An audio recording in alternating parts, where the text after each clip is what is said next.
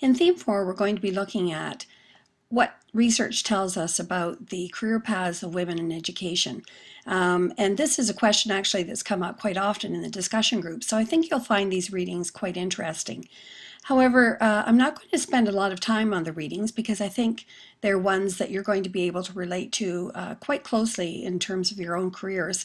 And it'll be very interesting to me to see what you have to say about those readings in the discussion groups.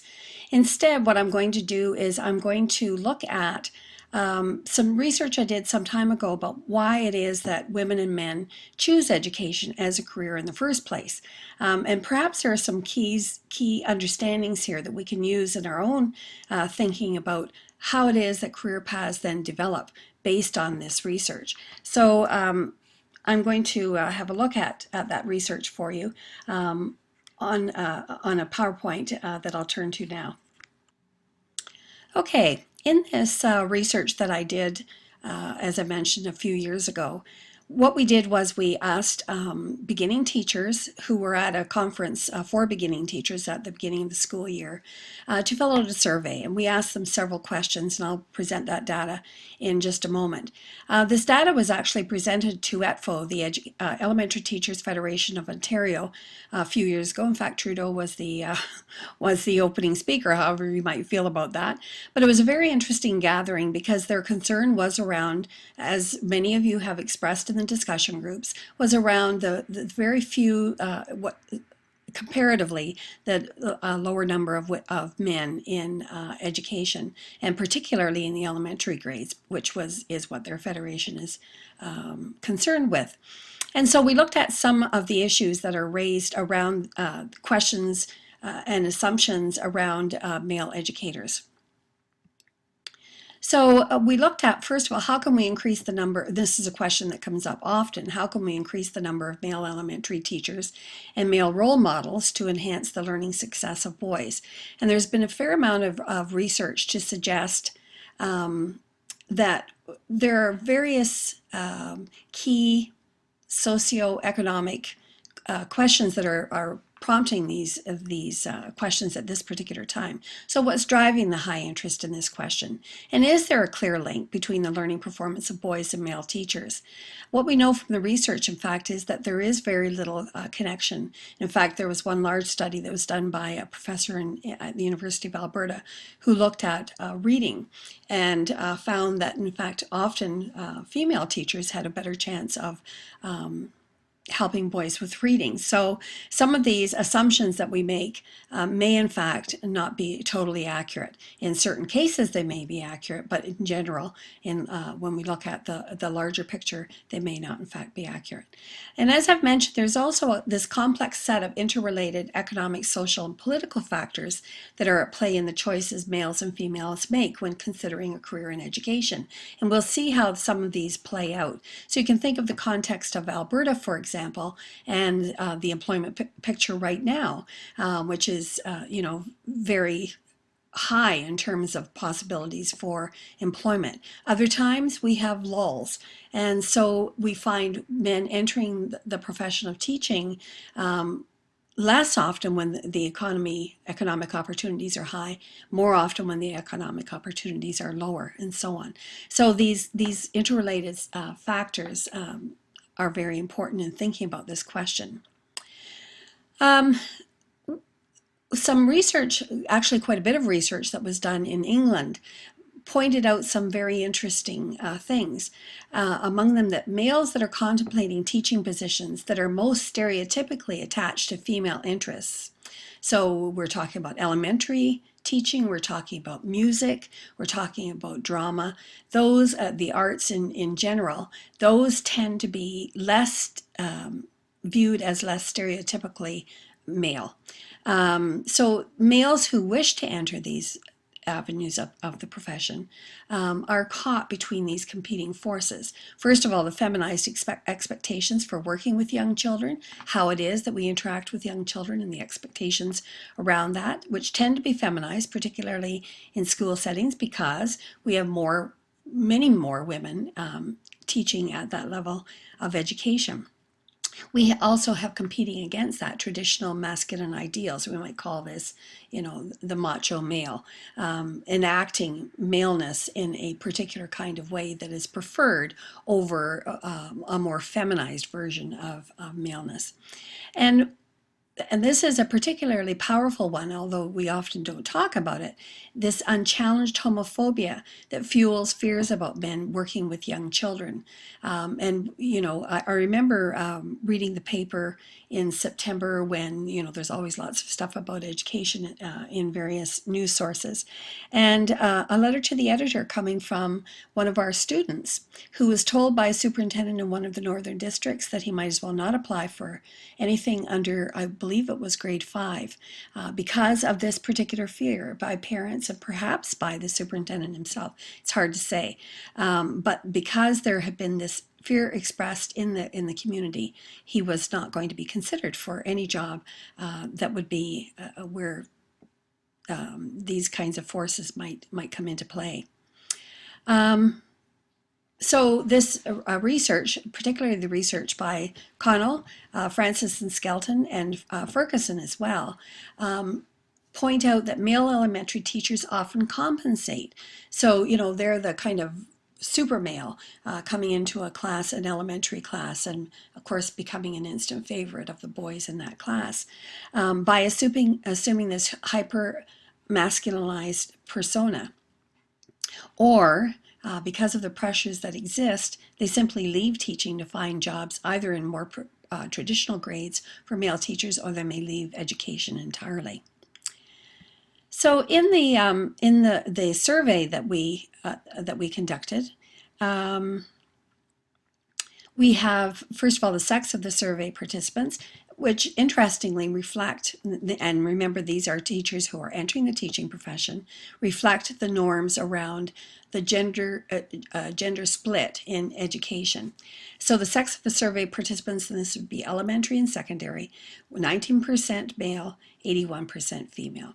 The total of the altogether were 341 participants. So a pretty substantial knowledge base.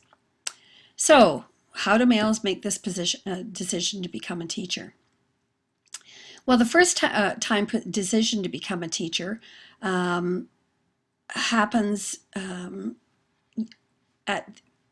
interestingly, often at the undergraduate degree level for males. That's by far the largest group. And this may be because the original area that they decided to study just wasn't something that they particularly enjoyed, or they did enjoy it and they wanted to share it through teaching, and there weren't other opportunities to share it in other kinds of ways. And so at the undergraduate level, we have large numbers of young men, and sometimes older men, choosing to be teachers. When you compare elementary and secondary, it's about even split for women. But when you look at elementary, far more girls decide to become teachers than boys. At the secondary level, it's just about even. And then, of course, we have this larger split probably because a lot more girls and young women have decided to become teachers at that age. So this was kind of an interesting finding. In teacher education, what's the teaching route that they've chosen? Well, by far, and this won't be a surprise to any of you, I'm sure, by far the largest interest was at the secondary level, and for men, and at the elementary level for women. There were some who chose early childhood, and those were females, and those who chose other. Generally, this would be adult education when that option was available. Those were tended to be more females as well, but this is where men showed up. So we have this gender age cross tabulation, which was really interesting as well. By far the largest number of females was 50.4% at the 20 to 25 age level. So, and then 26 to 30. So we see that women are entering the teaching profession much earlier. They aren't dropping out of their programs. They aren't redoing programs. They aren't going into the workforce first. They're going from high school into their university program and then going into education. The largest number for men tends to be the percent is 20 to 25 as well. But what's interesting is the number who come in at 31 to 35 age group. Now, it's not the largest number in comparison 20 to 25 or 26 to 30, but it is much larger than women. And so this is a fairly substantial number, 2 out of 10 of males who go into the teaching profession probably come in after they've worked for a while, or they've done some other kind of thing first, maybe dropped out of school and then gone back into school, or probably in the Alberta situation, gone to work in the oil fields, or done something related to oil and or other kinds of jobs related to oil production, and then gone into teaching. So so this resulted in some interesting insights as well. The school setting where these decisions were made was interesting, I found. We had more women than men choosing at the urban level. However, and of course this would reflect numbers as well, but there were more men than women in rural settings who were choosing to be teachers. And so what might explain this, I'm not exactly sure, but I did find this kind of interesting and perhaps even a bit puzzling, and so that would warrant some more research, and perhaps some of you have some insights that you can share in the discussion groups as well. We asked them, did you consider other professions? And of the males, 95% had considered, and many had prepared for or participated in other professional jobs or other kinds of jobs. None said that they always wanted to be a teacher. In the females, 79%, which actually surprised me, I thought the numbers would be lower, said they had considered, and some had prepared for, although those numbers were much lower than for males, for or participated in other professions. 4 said they always knew they wanted to be a teacher. So this was a response that came up in a few cases, but not as many as perhaps might have been even a generation ago. And I say that because when we were doing the historical project and talking to women who had been teachers in 20th century Ontario, so most had entered into the profession in the 50s, 60s, and 70s. Their response always was, well, I could be a teacher, nurse, or secretary. And in fact, I wrote a chapter for a book called exactly that, because those were the 3 options that were available to women who didn't go into other less professional kinds of jobs. And teaching was by far the most popular, teaching and secretarial work. So what influences the decision to become a teacher? Well, this was very interesting, I found. Parents obviously had a large say. So these were positive influences. Parents, for fewer parents of males were encouraged their children to become teachers. Relatives, it was about even. Neighbors wasn't a very big influence at all. Friends, however, tended to be a very big influence, both for males and for females. At the elementary teachers were quite influential. So we have, particularly for the females, almost half of the participants have been encouraged by their elementary teacher, whereas about a third of the males have been encouraged by their teacher, their elementary teacher. Quite substantially, secondary teachers had encouraged females as well, and a very large number of males who had chosen teaching ended up choosing it because of the influence of secondary teachers, almost 60%. Guidance counselors had very little influence. The media had very little, very little influence, and we're talking here about positive influences. Now, it becomes more interesting in a way when we look at negative influences.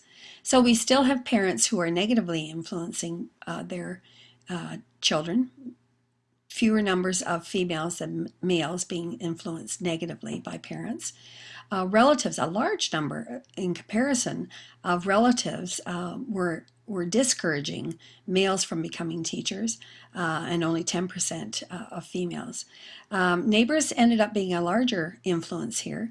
4% of female neighbors of females discouraged them from becoming teachers. Almost 11% of neighbors discouraged males. Friends were a very large influence on males. 31.3% of their friends discouraged them from becoming teachers, whereas only 13% of female friends discouraged them. Some elementary teachers and some secondary teachers discouraged females and males from becoming teachers. A larger number for females, and I'm suspecting, and of course this is just a hypothesis, that this may be because they saw this as a stereotypical role for females and maybe were encouraging them to try something different. Guidance counselors, again, were a little more influential here in terms of negative influence, but still not as large an influence as some of the other categories. The largest negative influence for both males and females was the media. And we can think of all of the negative stories that we've heard over the last few years about teaching and what happens in teaching and so on. And so these are some of the interesting findings we found with regard to teaching. And I hope you'll find them, choosing teaching, and I hope you'll find them interesting. And perhaps as you read the articles, you'll be able to bring some of your insights from these findings to those articles and maybe think about why it is that, for example, in the article about the career path towards the superintendency, why there are so many more women in elementary teaching. We often think it's simply because it fits in more with stereotypical female roles, as well as perhaps it fits better with the lifestyle of a person who has children, of a woman who has children in particular. But maybe there are some other influences there as well that we could be thinking about and maybe making some changes in. So I leave that to you to make some of the contrasts and comparisons. And I will post this on eClass so that you can go through these if you wanted to look at the statistics yourself in a little more detail. Certainly isn't required, but it may be of interest to you. So I hope you have an enjoyable experience reading the articles for Theme 4. And I think you'll find them now taking the much more global perspective that we've looked at up until this point, and now bringing that global perspective into a more local environment and seeing how those influences move back and forth between the local and the global.